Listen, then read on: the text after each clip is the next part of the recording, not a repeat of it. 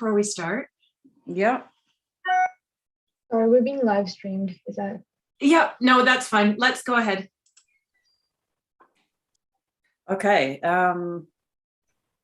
So we'll call this meeting to order. We'd like to acknowledge that we're privileged to meet on the unceded and ancestral territories of the Squamish and Statliam nations.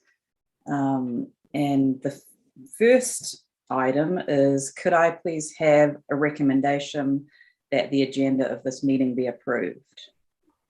That the agenda of the meeting be approved. Thank you. A seconder for that? I think you'll have to second it because we're the only two committee members here. Yeah. Is that right, or can Ian? I don't think that Oh. non-members can participate in voting. That hurts. Sorry, Ian. Okay, well, I'll second that. So that's carried. The second one is the minutes. That the minutes of the policy committee meeting held on January 12, 2022 be adopted. Okay, thank you. I'll second that. All those in favor? Carrie, thank you. Okay, there trustee items. Did you have anything, Celeste? Or No, I don't. I just maybe want to use this opportunity to say, has someone texted Rick? Because I know he had probably valuable feedback for this meeting. So just to make sure. I'll do a quick call to him. Yeah, we did text him. Yeah, we haven't heard back from him yet. Oh no, I was on a call with him. He said he's logging on. Oh, okay. Okay, perfect. There you go. Cynthia's back. We had lost Cynthia as well, but oh no, she's off again. okay, so there's nothing there. No presentations. That takes us down to information items. And we're at policy 201, statement of guiding principles for the Board of Education. And that is Chris and Danielle. Yeah, thanks everyone. I'm going to start and I'm going to do a bit of a, hopefully not too lengthy preamble, but you'll note that at agenda setting, we did determine that we put this for information only because we weren't sure how many folks would be able to be joining us today. And I really feel, it important that the whole board or as many of the board as possible have that opportunity to really weigh in on this stuff, because it's going to make a big difference moving forward, and we have an election coming up. So I was hopeful that we may still, again, have this as information.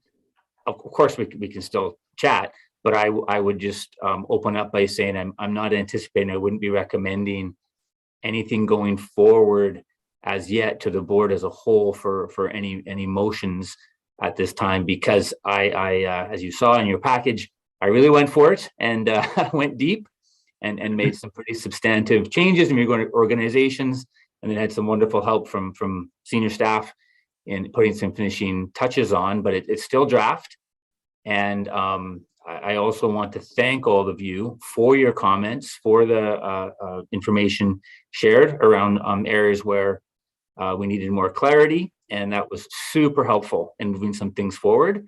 So again, respectfully, thank you for the time it's going to take to go through lots of these, and there is a method to the madness. Some things have been moved around on purpose, and I just like to share what we're bringing forward, and then maybe some more time for digestion, some opportunity for those that can't join us today to have an opportunity to look through again, and then have the next actual discussion, and hopefully some opportunities to bring these forward to the board as a whole for a motion at a later time. But again, I wouldn't recommend that we rush these, and I really want to respect the folks that aren't here to have that opportunity to be a part of this. There's a section on the board chair as well, and their responsibilities. So it'd be awkward to talk about that role without those people in the room. So if I can, then I'm going to go into the guiding principles. Everybody okay with that? Awesome. Oh, Celeste? Can I have just a quick question? I just wanted to acknowledge before we really get into it, the work, it was obvious that a lot of work was put into these. And so thank you for that, Chris. The only other thing that I wanted to say is just for the bylaw, I feel like for that one, maybe we could do first reading today, but maybe just because it's meant to have a series of readings. So that one, you know, I agree with you on not making any decisions on the policies, but the bylaw, maybe let's call today first reading. Yeah, thank you. Through the chair, if I may, I'm at a pleasure of the board. I'm absolutely in support of that. So thanks for the clarification. That's super helpful. And sorry, Rachel, I shouldn't be calling on people when they raise their hand. I know that's Oh, your that's role, so forgive me. well, I'm in full teacher mode. Yeah, it's awkward when you have it on mute, so that's, yeah, fine. Continue on, thanks. Awesome. So what we did for clarity as well is we provided you a clean copy, so it reads a little bit smoother, so you can see things in their entirety, and then the tracked changes version. So I'm going to be referring to the tracked changes to start. And in this one, when really looking at the guiding principles, I really wanted to ensure that that's what was captured, that it was more about the principles of the board, role of the board, etc., without getting into specifics. I had felt some of the items before perhaps better suited in different policies. So try to just make it a little more so we're maybe not comprehensive, but maybe a little more coherent and tighter. So I pulled up some things from the bottom into the role. I did, and thank you, Celeste, did look through the BCSTA hub, looked at other districts that had recently gone through a policy review, and most had some very clear things in common. And so I tried to capture those in this overview. So where I added the notion of oversight, and specifically those terms refer to, you know, things like the strategic planning. Those are your policies, your education plan, strategic plan that then we're entrusted to implement. But you have that oversight. This is your strategic plan. So I thought that was an important distinction, important word, as well as that stewardship, of course. And then in terms of the superintendent, I liked that other districts had been a little more specific beyond just the hiring. It's that responsibility, the role for the recruitment, selection, and evaluation, what their role is. And then the notion again about that delegation. So through you delegate that authority for management and operations through your superintendent. So I felt that was nice and tight, and rather than have it later on, and it's not really a principle, right? That's actually that's the school act. So I pulled up the pieces about the soup from the guiding principle section and threw it right at the very top. And then the other changes were more than just understanding the policies. I like the idea of familiarizing themselves. So there's an action there, and again, it's a role and a responsibility for the whole board. And then under guiding principles, wanted to again make sure these were all actions.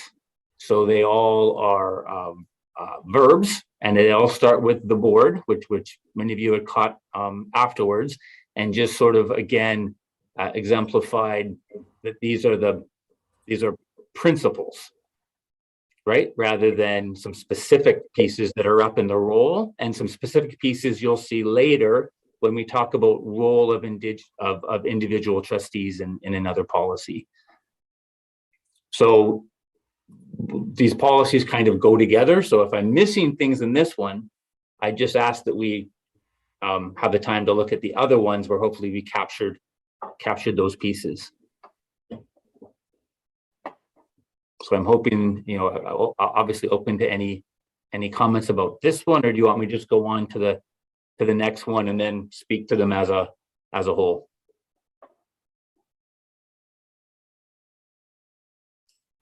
I Wait. thought it looked great, Chris.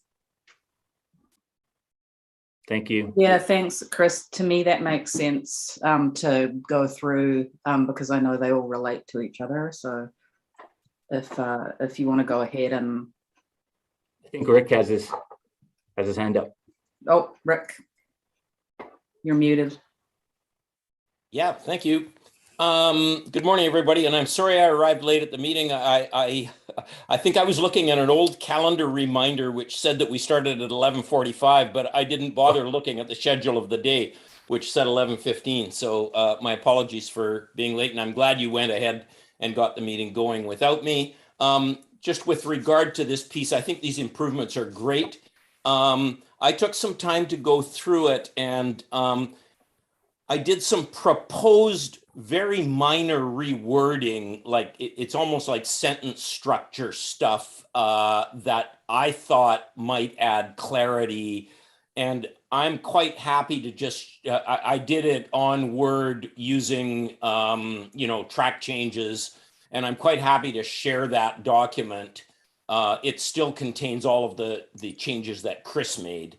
And then the only thing of substance that I wanted people to consider was at the very end under the guiding principles. I think we had, by the time we had removed a couple or put them elsewhere, we had 1, 2, 3, 4, 5. And I wondered whether we wanted as a guiding principle a sixth one, which said something like this: the board conducts itself in a manner consistent with the principles of good governance as described by the BCSTA in, and then we name the document. I can't remember the name of it, but I know it's there. And it's just so that we have it established as one of our core principles that we actually have agreed on a framework for governing ourselves. Thanks.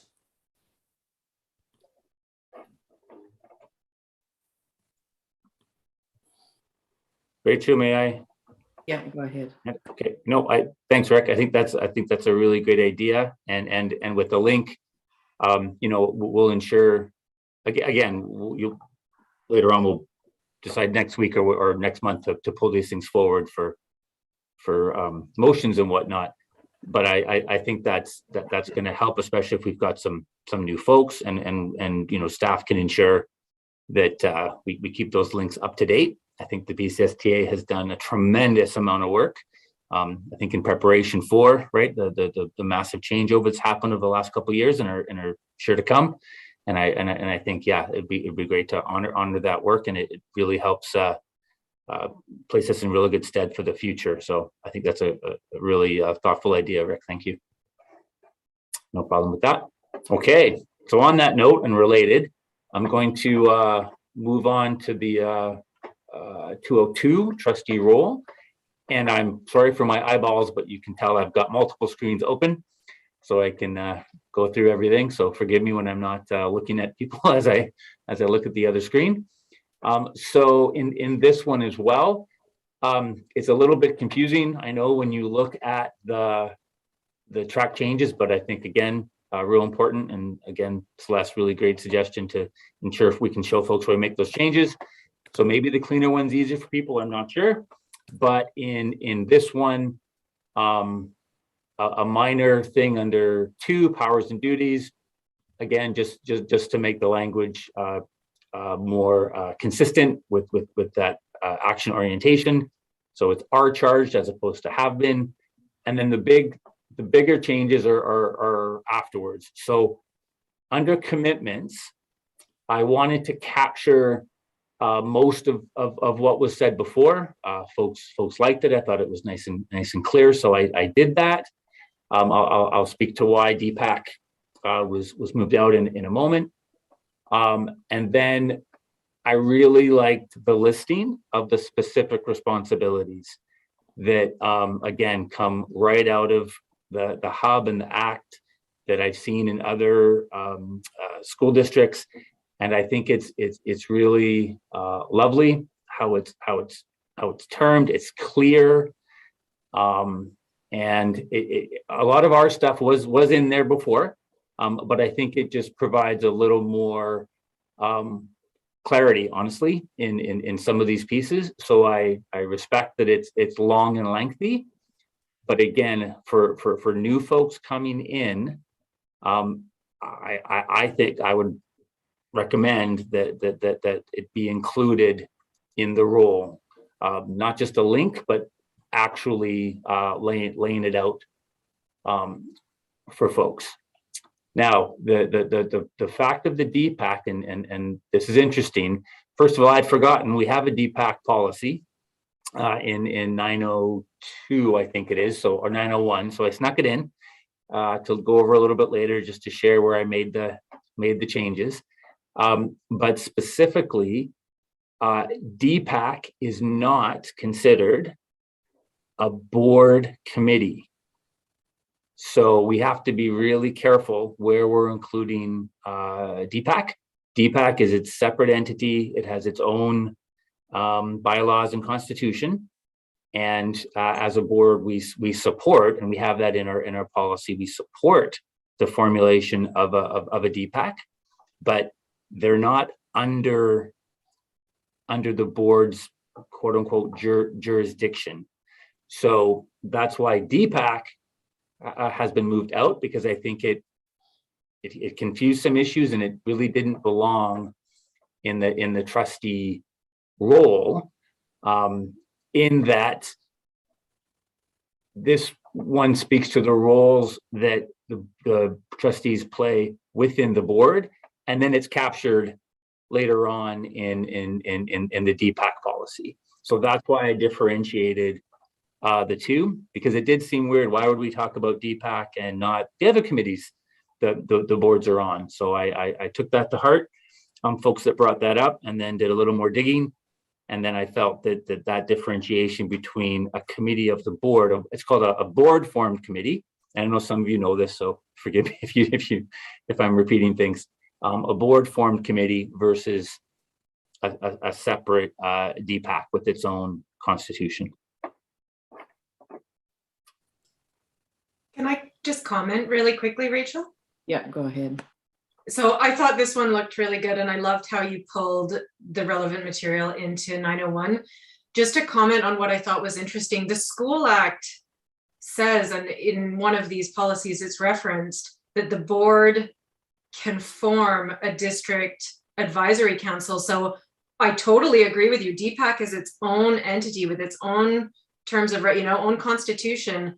But it's so interesting that the School Act says that our Board of Education would form a district advisory council. So if anyone knows why that is, it's a curious thing. It's in one of these policies. It was highlighted that it might even be the bylaw. Yeah, honestly, I think what I was hazard a quick guess is potentially that would be, as you're saying, it could be put forward as another board formed committee, like the other board formed committees that we have, like finance, etc. So I think it probably does give boards that right, but don't quote me. If the board as a whole would like us to pursue that, I can certainly find out more. And that may be a good question at the next BCST Academy to ask as well.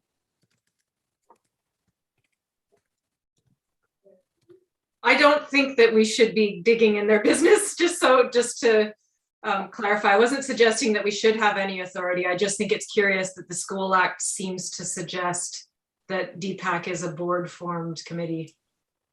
Oh, sorry, no, I was differentiating between the two, that the Parent Advisory Council is over here.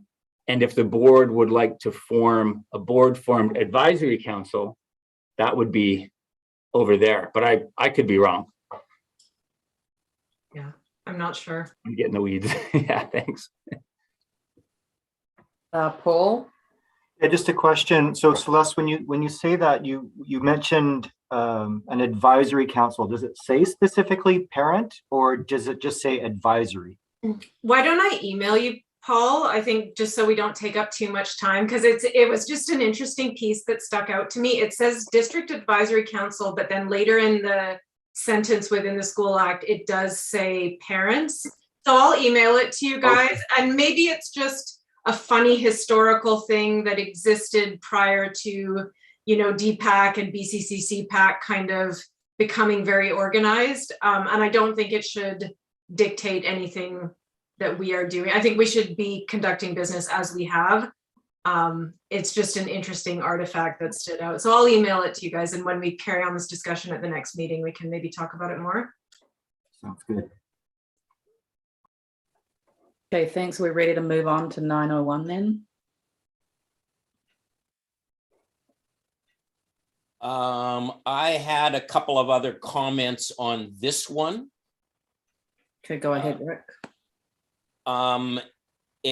They're a bit further down. So the reference, and they're relatively minor things, but under number 3, commitments, 3.2, there's a sentence there in the middle that says, this represents the delegated authority of the majority. And I had to read that 3 times, and I still don't know what those words actually mean. And I'm wondering where that phrase represents the delegated authority of the majority. I wondered where it came from and whether there's another more clear or obvious way to say that, because unless I'm just being obtuse and I just, there's something obvious here and I'm missing it. But I didn't really know, as a trustee, I don't know what those words are telling me to do or not do. Right, so those were in it before, and I can clean that up. What that's referring to, and maybe it's just repeating what was up further. That's the notion that trustees don't have individual authority. It's just that gentle reminder that you're a corporate board. So it's that caution that, when you're having those conversations with folks, in the supermarket or on the phone or whatever, that folks are aware that they don't speak individually. So whatever you say actually reflects on and is the board. Right, and I totally agree with that point and that approach. My concern is, if that's what it means, I think that's what we should say, because I don't think these words necessarily convey that to somebody, especially if perhaps they're in a state of mind where they'd prefer not to understand it. So yeah, I think we should just be more direct on that one. But I'll leave it to you guys. There's no need to debate it, and if it was decided that this is the way it has to be, then that's not a hill I'm going to die on. That's for sure. And Rachel, is it okay if I move down, because I think I have 2 more similar things. Okay, yep, go ahead, Rick. So further down in 3.3, right near the end, it says, it's the last sentence, for any school or district level matters, a trustee must act only as a trustee and follow the relevant policies. Now, it seems that this one was in the context of a trustee who is also a parent. So 2 things about that. First of all, if we're going to say parent, we should probably say parent guardian, parent or guardian. Good catch. Yeah, it's old language. Yeah, and but more significantly, if that sentence refers to a trustee who is also a parent, maybe we should say that in this sentence, because it's implied by the previous sentence, but it's not stated. Got it. Yep. And I agree with you. And if it doesn't mean that, it's kind of pointless to put it in, because we've said it in several ways that a trustee must only act as a trustee and must follow relevant policies. Yeah, no, correct. If it's not clear that it's connected to that parent role, for sure. Yep. Yeah, Same- so same- all same that would as have same to for be teachers. done is, instead of saying a trustee must act, a trustee who is also a parent must act. Yeah, Yeah, thank you. okay. Rachel, may I really quickly add to that? Yeah, go ahead. And can we, instead of saying parent guardian, can we just say guardian? Because then it just includes everybody and doesn't, we're guardians, that's it. Sure. Nice. Okay, and then moving down, and you'll be relieved to know, I think this is my last one on this one, but brace yourself later. 3 no, we did that one. 4.2. So 4.2 says support a majority vote of the board to advance the work of the board, etc. And my comment there is, if this refers to a specific risk that a trustee will do otherwise, then I wonder whether we need to be more specific. Like, I don't know what support means. Support a majority vote of the board. If we think that a trustee could actively undermine a majority vote of the board, I think we need to be more specific about what the behavior is, and unless it's elsewhere, unless it's in the code of conduct, for instance. Because the way they're written now, it's a little bit meaningless. Like, if I'm a trustee who's inclined not to support a majority vote of the board, this wording leaves me an awful lot of space to move in. So if you could just give it some consideration about whether we need to be a bit more specific about what the risk is here that we're trying to mitigate. Thanks. That's it for me. Rachel, may I? Yeah, go ahead. I feel like there's probably specific wording in Ellie Mina's work about what this is getting at that might do what you're hoping to have done. And then just while we're on this specific section, my only comment about this was 14.16. Not sure that that is necessary. Stating that something must be done in an election period.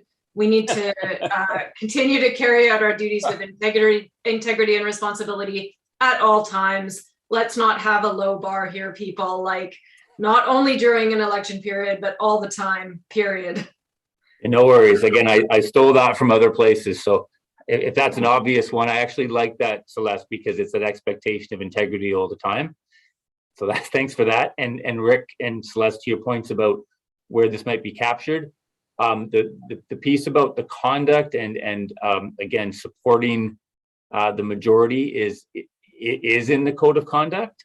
So if it's confusing that it's here, like, I was trying not to have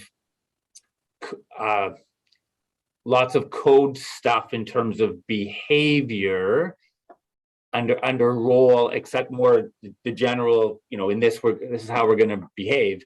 It's really captured more strongly, I think, in the code of conduct, and happy to buttress that up if we feel necessary. Yep. Rachel, may I? Yes. Or sorry.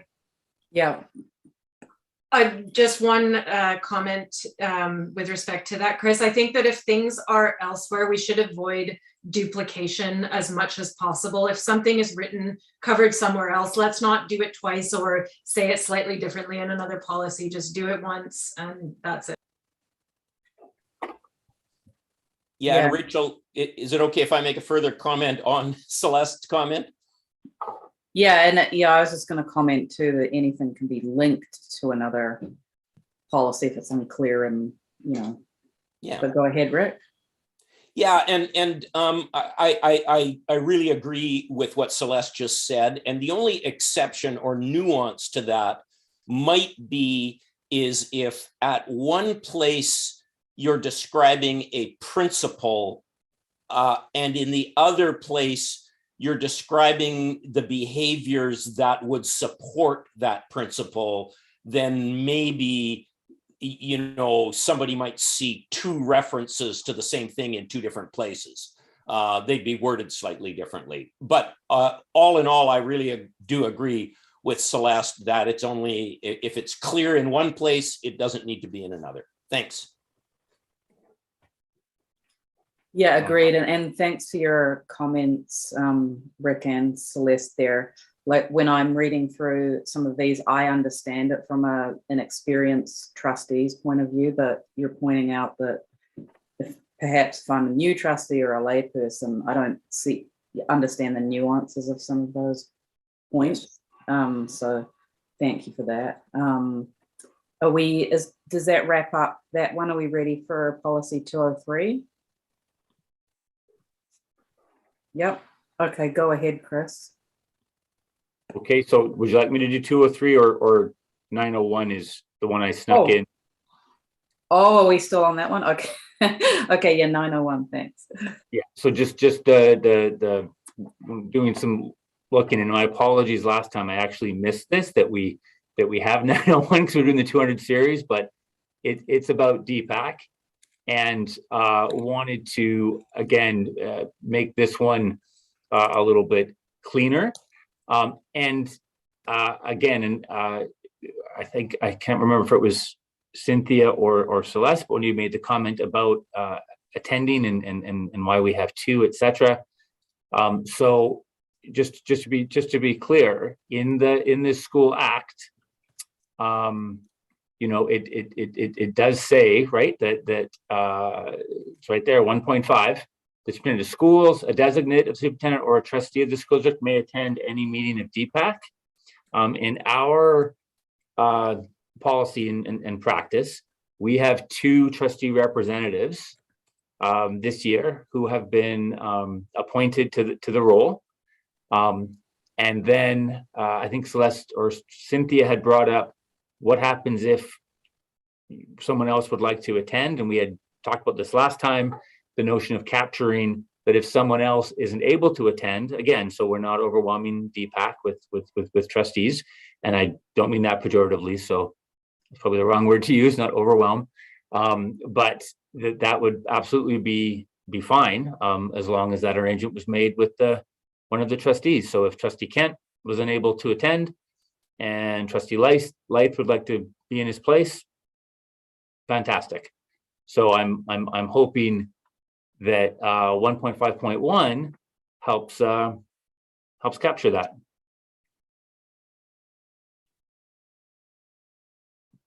Okay, Celeste. Yeah, thanks. So this is one hill that I think I am willing to die on. I just think that those DPAC meetings are so important, and I haven't heard, I do understand the limitation of one per year for the PAC meetings. And I think that I am convinced that that is a sound decision based on the debate that we had last month. But I think that these DPAC meetings, there's such an important conduit for information to flow through. And sometimes just getting a report back isn't enough. So I think that not allowing trustees who are not appointed to that committee to attend simply as observers, you know, like they don't need to talk. And if you want to put language in there about like attending as observers, I think that that's fair. But I do think that it's important to leave the door open for trustees to attend these meetings as observers, because sometimes there are things happening that you just don't really get without hearing the people speak themselves. You just can't really get a flavor. And the problems that might precipitate through DPAC meetings, those are kind of the bigger district level things. Like it is our responsibility to know and understand that stuff. So if there's a way that we can figure out wording that maybe gets at what you're hoping to achieve with respect to behavior not being disruptive or something like that, but also allows for that opportunity to listen and for information sharing to happen between, like, our job as trustees is to understand what's happening in community and to really, you know, really understand that. And getting a report back from another trustee might not be enough to really understand what's happening in community. Okay, thank you. Cynthia has her hand up. All I want to say is that I completely support what Celeste is saying right there. I do think that to agree with what you're saying, I completely agree. Like, our role is to understand what is happening within the community, and this opportunity to observe at a DPAC meeting is probably going to be one of the most valuable opportunities to find out what is happening. And without that, I'm not really sure we can completely do our jobs to our best ability. I think we're flying a little bit in the dark. So I just want to say I do agree with Celeste, and I support what she said. Okay, thank you. Comments, Chris, on that? Yeah, thank you for the comments and the passion. I guess what I would say, and again, respectfully, because I don't believe this is what either of you are saying, but there's that the notion of not getting what you need from the reports from the trustees. I would just caution that, you know, as trustees, you support one another. And if folks are appointed to committees to report back to the board, you know, I just, out of respect for Ian, who's on that committee, and you know, does his best to report out what was discussed.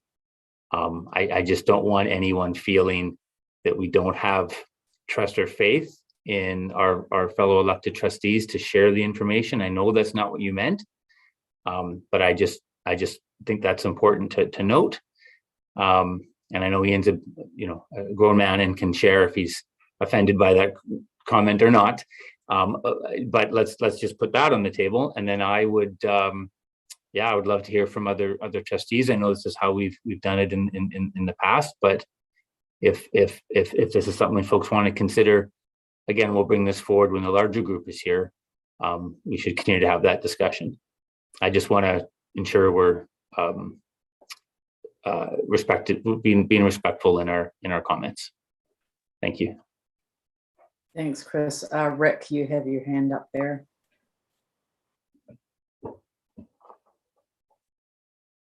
Oh, you're muted. All right. Thanks for the tip on being muted.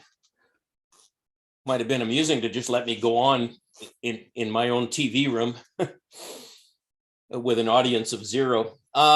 So I'm having a little bit of a problem with the notion that, and maybe I'm misunderstanding, I'm happy to be corrected, but the notion that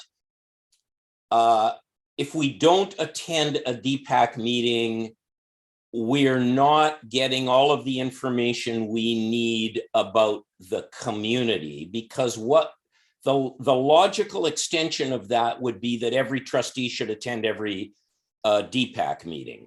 And I think that would have consequences that should probably be avoided. And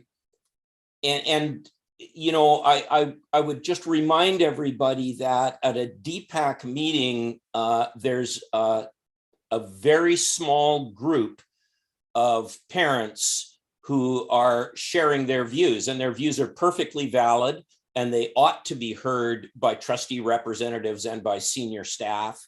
I'm not sure that they need to be heard by every trustee on every occasion, and perhaps that's not what was being said. So I'm a little bit cautious on this one. I don't like the idea of a DPAC meeting being overwhelmed by 4 or 5 trustees. It could easily be that you have as many trustees there as you do parents. I don't think that's desirable for a number of reasons. Anyway, I'll stop. Those are my concerns. Thanks. Thanks, Rick. Appreciate that. Chris? No, I think you mean Cynthia. My hand isn't up. Oh, I see Cynthia. Yeah, go ahead, Cynthia. Rick, I think you make really good points there as well. And Chris, I do want to say that I think I agree with what you're saying, that the intention is not to say that we don't trust the reporting out from like Ian and Dave when they're at those meetings. It's been great, up to date. I wonder if the concern lies maybe when there's an issue that's, this is tricky. I don't even really know how to approach it perfectly, but maybe it's the idea that when maybe there's an issue that's in your particular community that's really coming to a head and it's going to come to DPAC, and maybe it's just the idea that, say there was an issue in Whistler, and that if I, as one of the Whistler trustees, came to the DPAC meeting and just was showing a presence there, that might instill more confidence in the community that, yes, the trustees are really listening, they are aware of the situation. Because the community people might not know who the representatives are if they're not people from their community. I think that's all I have to say about that, if that makes any sense to anyone at all. No, that does. Thanks, Cynthia. Celeste, you have your hand up too.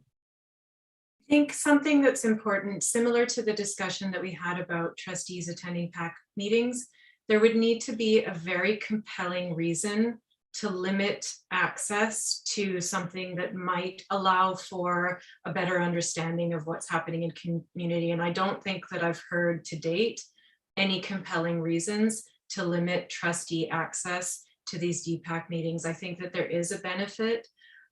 There's lots of important reasons why we might attend these meetings, and I certainly don't think we should be attending everyone, absolutely not.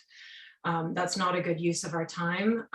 We are already stretched pretty thin with the work that we're doing, but to restrict, you know, like you're not even saying one, you're saying none, don't go. And so if you're going to put something like that into policy, there needs to be a very compelling reason why, because it,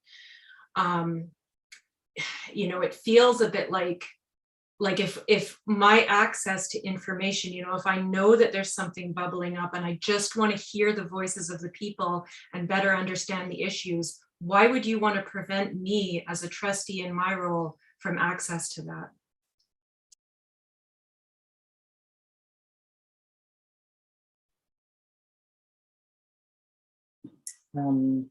Chris, do you have a response to that, or, oh yeah, you do. I do.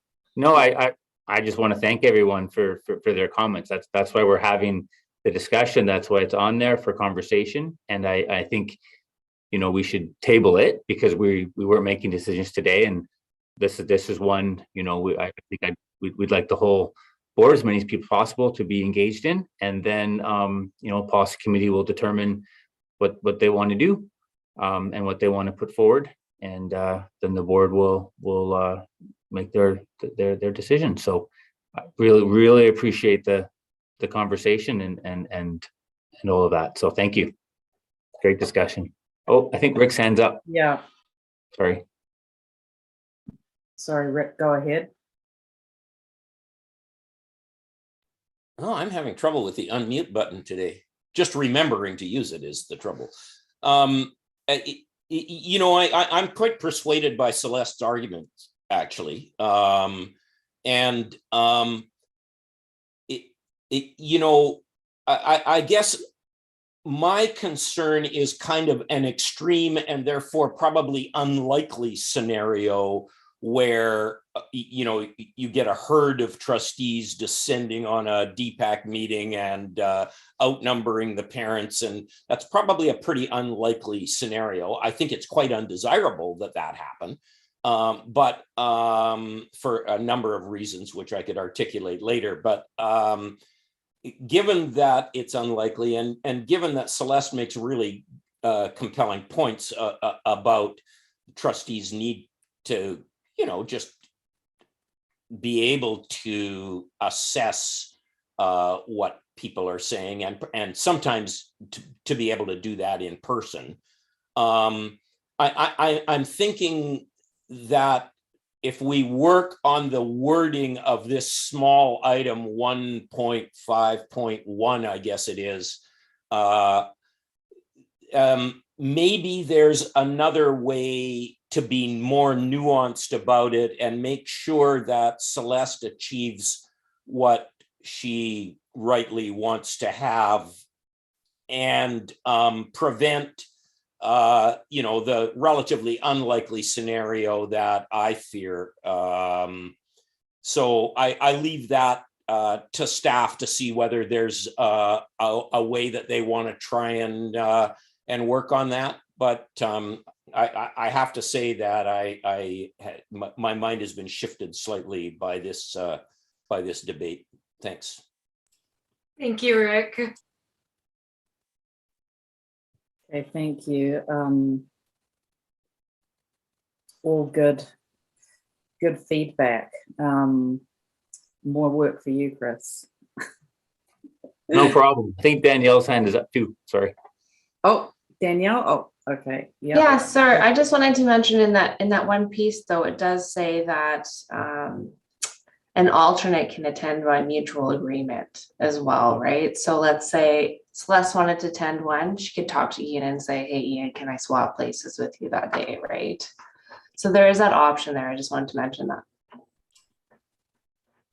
Rachel, may I? Or sorry, Rick, you go ahead. Well, I was just going to say, I suspect that Celeste doesn't want to be limited by having to ask permission from another trustee who might say no. The requirement to have someone say yes means they could say no. And if Celeste, as is quite likely, objects to that idea, then I think I would support that. Thanks. Yeah, 100% in agreement with what you just. Ian? I'm pulling a Rick. I'm leaving the mute on. I quite enjoy having another trustee in there, and it works. I have no problem with them coming in. I don't think their hands should be tied about not being able to say anything. They have to just sit there. I don't. You're a trustee. You're more than welcome to join us. And I don't know that we'll ever get to the stage where we'll have all 7 trustees at the meeting. The most I've seen it over 3 or 4 years is just a couple. So, All right, and then respectfully, I just say if I, as your superintendent, felt that time after time they're being overwhelmed and overrun, I'd just respectfully ask that we, address that. So yeah, happy to go back and change this up. It sounds like we've got a direction we'd like to go, and I look forward to the comments on the next iteration. Again, thank you for an awesome conversation. That's what this is about. Yeah, thanks everybody. That takes us down to policy 203 then, chairperson and vice chairperson. Okay, so this is where I went for it. I appreciated the brevity of the earlier policy. That said, I think having some real clarity around the role is super helpful for potentially new folks and new folks who may be interested in the role, and just to understand what is it that the chair and the vice chair do. So again, these are not my words. This is directly taken from some other districts. I didn't do much wordsmithing because I thought, let's just throw it out. Again, just a conversation. But I thought it really helped to be clear on what the role is. We had some pieces before that were mostly around election, so I pulled that down to the bottom, and I'll open up for it in a second. I do want to point out in our elections, and I was trying to get historically, the initial election of a new board that happens in October, within 30 days is when you folks elect a chair and vice chair. So for the notion of having the person having that, those two people having that experience for a year, most districts have the following election happening in December. And I don't recall, and I'm sure there was a reason why in our, I can't recall, but in our last go around on this, 2019, it had said that the election would be in June. And if that were the case, the new board and board chair elected in November would only have half a year of service. So I want to tackle that second, but first I'd love to hear folks' input or reaction to the rather lengthy explication of the roles of chair and vice chair. Thank you so much. Go ahead, Celeste. Yeah, it should 100% be in December. I've always wondered about that, Chris. I have no idea why. Can anybody explain why it's June? Rick? No? Oh. Okay, well, I would love to see that changed for all the reasons that Chris explained. I have a couple other comments if I can on earlier sections. Yeah. Yeah, go ahead. So 1.10. So it says to manage the superintendent CEO contract on the board's behalf. This is the chair. My only comment on that is that the contract should be managed by the board as a whole and that no trustee has the right to act unilaterally. And it feels like this section here is saying that that is okay for a chair to do. So all decisions should be made by a voice of 7. And I just feel like that one I have a little bit of a problem with. The only other one was 1.15. So ensure that the board engages in regular assessment of its effectiveness as a board. If you're going to have a sentence like that in here, then you should also say that ensure that the board engages in regular assessment of the CEO also, because that is equally as important. And it's just something that I think is not highlighted enough in our existing policies. That is part of our role as well. So those are my only 2 points on this one. Okay, thank you. Rick, and just to bring it to your attention, we only have 5 minutes left of this meeting. So I'm not sure if this discussion should maybe wait till Rebecca's back, seeing as she's the chair, but I'm not sure how anyone feels about that, but go ahead, Rick. Yeah, I was just going to comment with reference to the 1.10, which is the manage the CEO contract on the board's behalf. I have a feeling from my experience as chair that there's some personnel HR privacy issues around the CEO's contract, and that's a reason why the policy specified the board chair rather than the board as a whole. I think that there may be some legalities about access to the actual contract. However, I'm no expert on this. I might be wrong about that. It might be that it was an assumption I was making, or that my information is outdated. But it would be worth knowing, and perhaps staff already does know about that point. Thanks. Yeah, no, I think that is the piece, and like we can certainly look at other language from the districts if it makes that clearer. So that's things like exactly what you're saying. It's who does the trustee or sorry, the superintendent speaks to the chair if there's something specific about why they are going to be asking for a leave, or if they're looking elsewhere for another job, like things like that. You know, that the conversation is initially with the one person, with the board chair, who then brings it to the group. Just as a teacher would speak to the principal first. Maybe that's a bad analogy because of the employer-employee relationship, but it's just that point of contact. But I can. Yeah. That's how I understood it, and I know that on the rare occasion when the collective agreement or the contract, I mean, has actually arisen, it has been a bit of a rigmarole for even the board chair to actually access the contract. Like it's under lock and key in a specific file. And I know when I was dealing with a lawyer over a previous superintendent, somebody that you guys aren't acquainted with, then there had to be a lot of care taken about who actually had access to that from a legal point of view. But as it's obvious, I'm no lawyer, and I'm not sure of those nuances. Thanks, Rick. Any further comments on this one?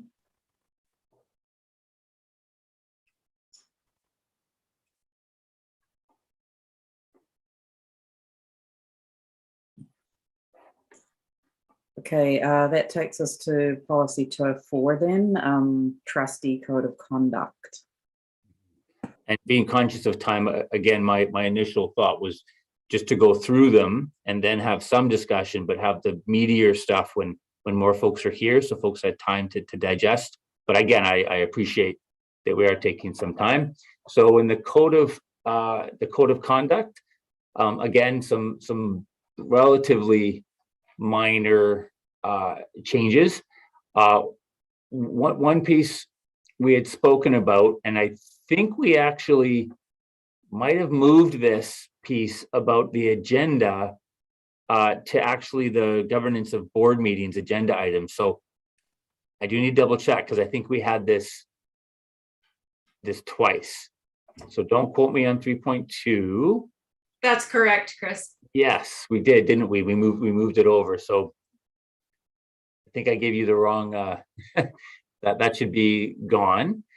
Because again, it's really clear, we feel it's going to be really clear in board meetings and agenda setting, the why and the how of getting things to the agenda setting in a timely manner, so that all trustees have access, of course, to share their items they'd like brought forward. So that's covered a little bit later.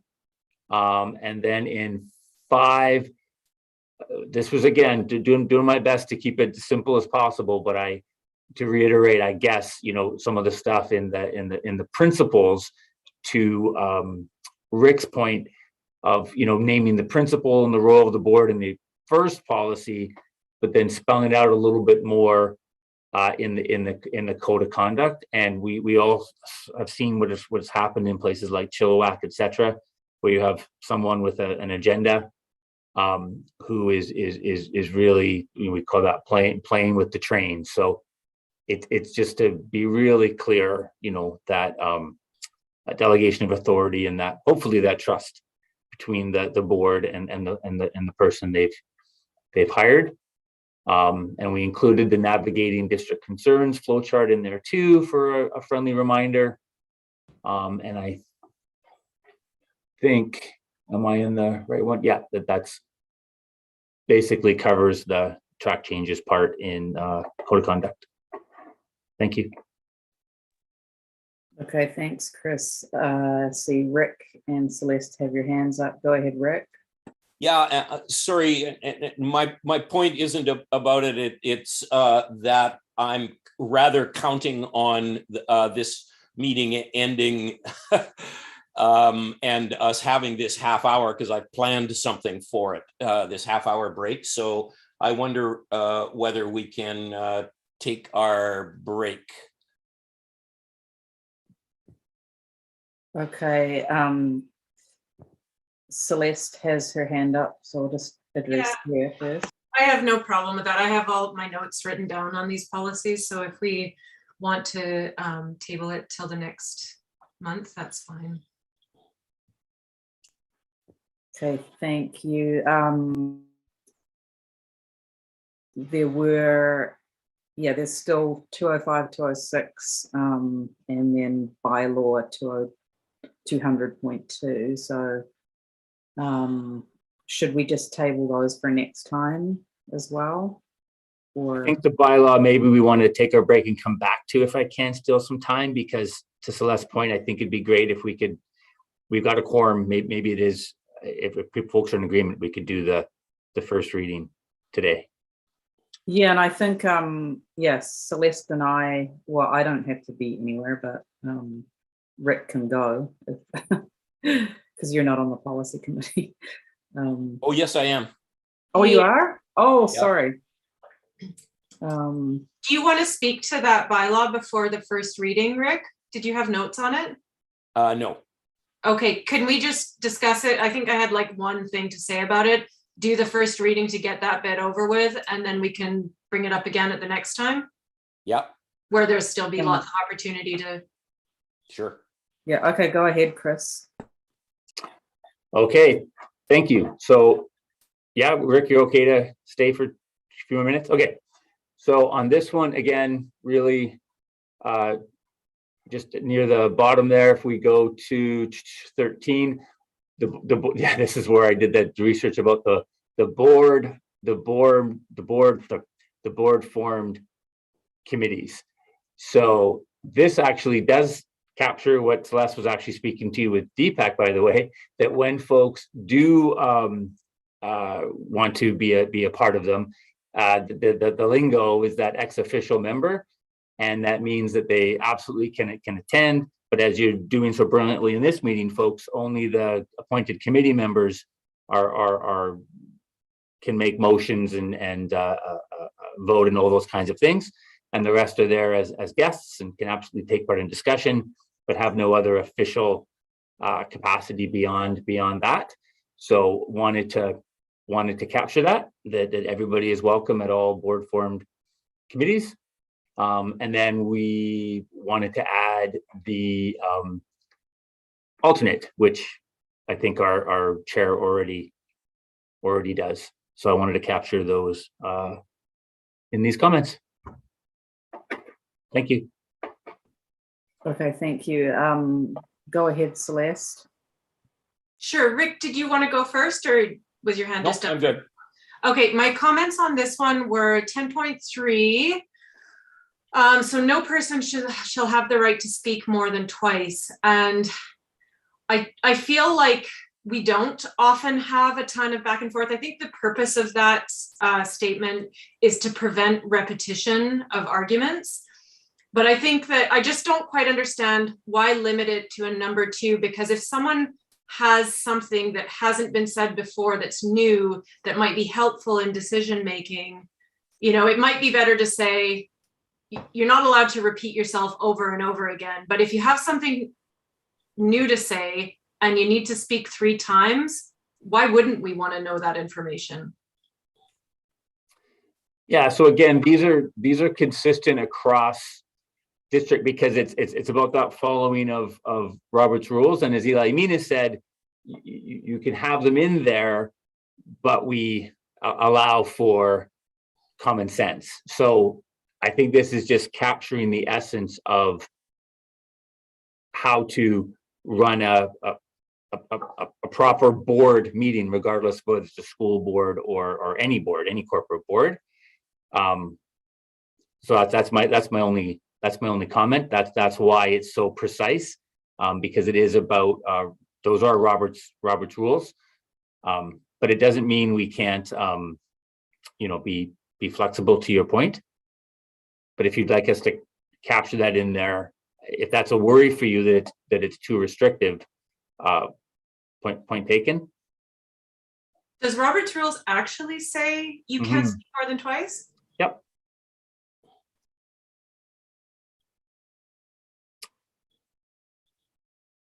That's the actual rules, and I've been in a district where it was it was necessary. Can I just suggest that to Celeste's point, one of the things that Eli Mina says is the most important thing is that the board gets all the information it needs to make a good decision. And you don't want your rules to get in the way of that. But I think Robert's rules also allows some wiggle room where, with the consent of the board, the rule can be changed temporarily for a particular instance. Mhm. And it in this case, we could build that into this item. We could say, except by a motion of the board, a speaker shall only speak twice.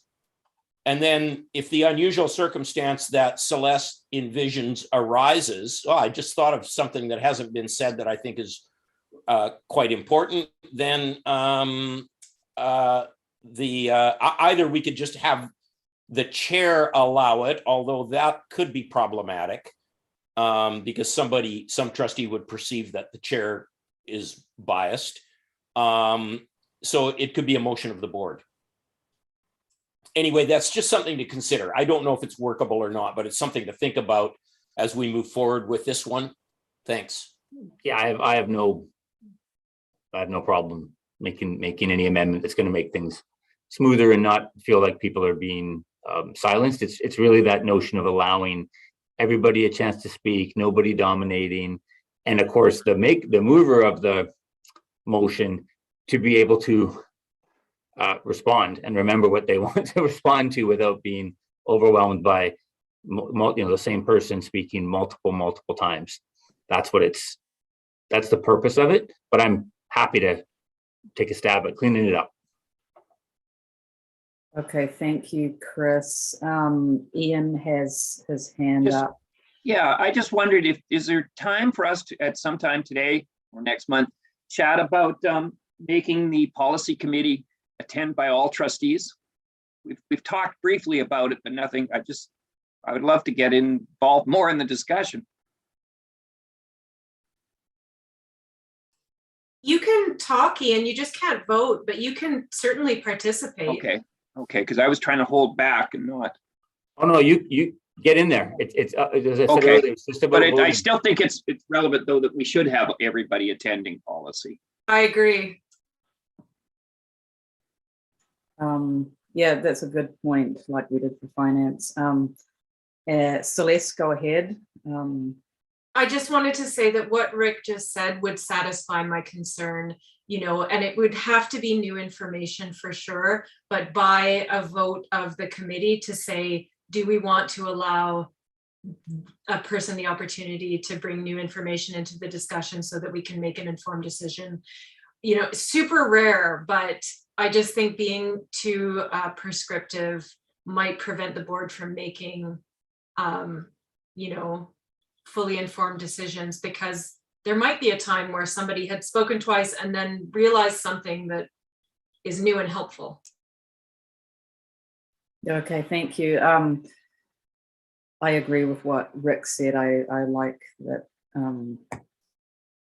those points, and maybe we can bring those in here. So I have a motion here for the first reading, that the policy committee recommend the Board of Education gives the first reading to bylaw 200.2-2022 procedures for governing school board meetings. Is someone prepared to? I'll second. Thank you, Rick. Sorry, Rachel, I had one more comment on it, but maybe I can say it at the next meeting. We're going to talk about this thing again. Yeah, this is just the first reading, so if we can Let's wrap it up. I'll yeah. second, or Okay, thank you. third, all in favor. Yep, great. Okay, that's carried. And that brings us to adjournment. Okay. Thanks. What time are we reconvening I guess the next one is actually a public meeting, is it? Yeah, it's finance at 12:45. All right. Yeah. Thanks for the discussion, everyone.